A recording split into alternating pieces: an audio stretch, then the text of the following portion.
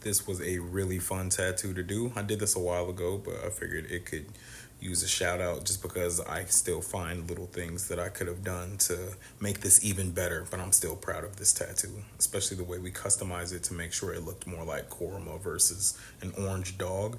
I wish I had the original picture, but that's besides the point. Now, I really love the way that I did not outline the scratch marks. We didn't outline it because we wanted to make it look organic and make it look as if it really is in his skin. Now, that said, we still could have done some edging just a little bit, especially on the top slash.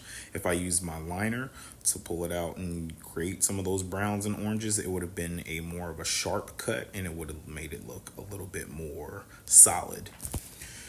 Also, I think one of the things that stands out the most on this piece are the claws. Not necessarily the claws themselves, but the fingers on him, for lack of a better word. It's a little undersaturated. You can see a little blotchiness between the dark brown and the orange. You can still see some spaces in between there. So just to pack that color just a little bit more to make it all that much more consistent. Now, before I continue, I'm zooming out again because I will encourage all tattoo artists to not do the doom zoom. Don't zoom in and search for as many mistakes as possible. It's not good for your mentality. It's not realistic. It's not dope. It's just not. But in this sense, I'm doing it just so I can show you guys some of those finer details that could have been achieved. So to go back to the paws, which was the word that I couldn't find earlier.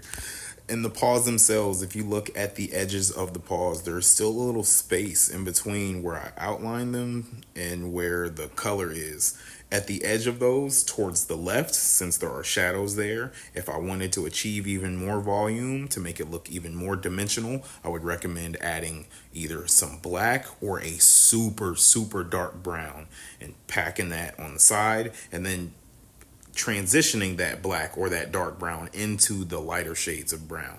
It creates even more volume. Now on the right side of it, if you want to make it pop even more, since the light is coming from the top right of the paws, I would put a little white highlight on the right upper edge of each of those paws, and it would again make them pop like crazy.